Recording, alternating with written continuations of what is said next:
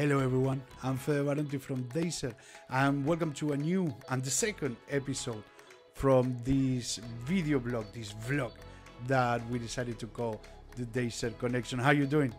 I'm hoping that you're doing great.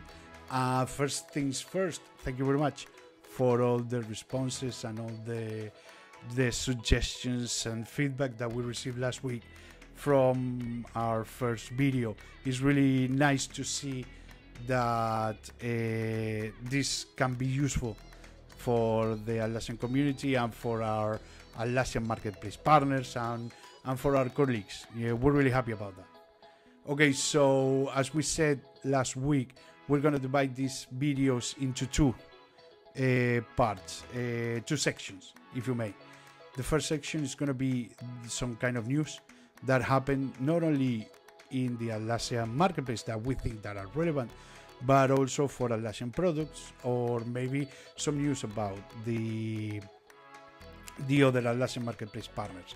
So let's start with this sort of news, this weekly news that we decided to call the Deiser Connection. Okay, so this is the first one. Through this week, Atlassian decided to start to roll out a dedicated product access role for internal customers for Jira Service Management. Okay, this news is a little bit tricky, but what they are trying to solve is to allow administrators to explicitly set more granular permissions into Jira Service Management in order to gain more control. This means that right now the Jira Service Management administrators will be able to decide if a user is a normal user of Jira Service Management, which is an agent, which is the user that works with Jira Service Management. If the user is a customer can be internal or external, and will be able to select if a user is none of those, that doesn't have any access to the portal and is not allowed to enter the Jira Service Management view, the agent view. So this is really important. I really encourage you to read a lot about it, to read this through, because I believe that if you're working with Jira Service Management, this is gonna be important in order to set permissions for your help desks and so on. So go ahead, and click on the link below, right below this video, and read all about it. We believe that it is really important. On a side note, but it's not really important, but I really like it, is that Atlassian decided to start rolling out the canned responses for Jira Service Management in cloud. You're gonna think, Fede, this is not that important, but I believe that it is, as I've been working with Jira Service Management for the past 5 years, and canned responses were really useful, not only for me, but for my team.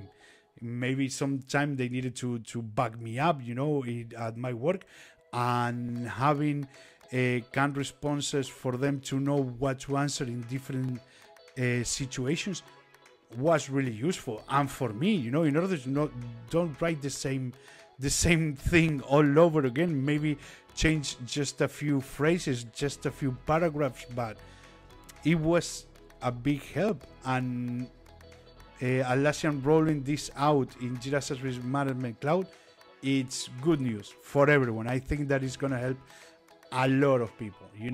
You can learn more about the Atlassian Cloud changes in these two links that we'll add right beneath this video. Okay, these are the changes that Atlassian are rolling out from May 1st into May 8th, but you're gonna see the changes in different instances all along the month. So go ahead and check that out. Also, and the last news And just like a reminder, remember that there's going to be an Atlassian Team Tour for the high velocity ITSM. This is really cool. This is, you know why this is really cool? Because it's I believe that is the first Atlassian event that is going to be panned out through an entire week. You know, because the 13th of June is going to be in Barcelona. On the 16th of June is going to be in Amsterdam, and on the 19th of June is going to be in the event is going to be held in Munich, Germany. So throughout 1 week we're going to have 3 Atlassian events. So if you're really interested in ITSM and and you want to be part of the service management event of the year, do not hesitate and don't miss out, because this is going to be really important. Okay, so those were the news for the week. Okay, moving on to the main camera right here. I don't know if you noticed, but we have 2 cameras right there. You know, I'm really proud of this setup, you know, but that's a topic for another moment. Moving on to the use case that we wanted to show you this week. This use case is gonna be I'm gonna be showing you how to reduce the number of workflows in your instance from maybe dozens, maybe hundreds, maybe you have 1,000 projects, like Caroline Smith explained us in her Expo Theater session from Atlassian Team 23. Please go ahead and go watch that video again if you need. But this is only a part of that session, okay? This is, I don't know if you remember that Caroline explained that with Projectrak you will be able to specify different configurations at a project level, okay? And then use this configuration in post functions or workflow conditions to do something different depending on the selection of a particular project. So don't worry about this, you know, don't get scared. You'll have all the information about this use case right beneath this video, you know, in the description of the video. So, but right now I'm gonna show you a glimpse of what you can achieve just with Projectrak, and right now I'm gonna show you how it works really well with Jira MISC workflows extensions by Appfire, because that app is going to be the one that is going to allow us to create a condition in the workflow. So let's go and check it out. Okay, so right now we have a Projectrak field that is called methodology. This field will show you and will allow you to select the methodology that each project in the company is using. So we need to create this field, you know, and activate it or enable it as a project property, which then will allow us to use it as a condition in the workflow. So imagine that you have 20 workflows, you know, that it is a really good amount of workflows. Right now in my instance I have 20 workflows, and I want to reduce that number of workflows into just one, my main workflow. This main workflow has different statuses, but I want to set up a condition that allow us to show just the testing status in the projects in which the methodology is waterfall. Okay, so if we go into the transition, we'll be able to create a condition thanks again to Jira MISC workflows extensions by Appfire. I don't know if you notice how I moved the camera. That's another thing, you know, but let's move on, you know. And thanks to Jira MISC workflows, we'll be able to create a condition in which we're gonna tell that the workflow that the Projectrak methodology field needs to include the waterfall value in order for the testing status to be shown. Okay, so I'm going to show it right now, right here. If we can see right now in the project data, in the project, the Deiser Connection, we have the methodology Scrum. There's no condition set up in that for that methodology. So if we go to the issues of this project, we'll see that there's no testing status. So we're going to be seeing the minimized workflow. So if we go back to the project and we change the methodology to waterfall, and save it, after this we're gonna be able to select the testing status right here and right now. just like that.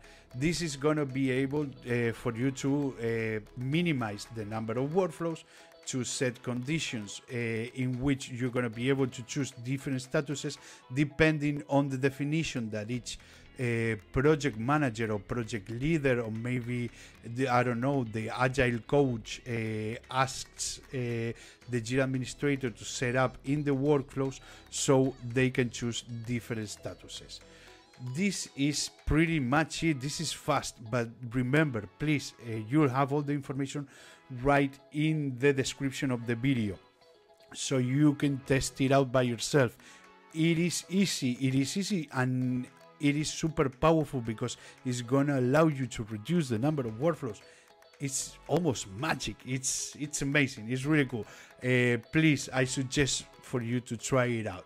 Again, we achieved this thanks to Projectrak Cloud and thanks to Jira MISC workflows extensions.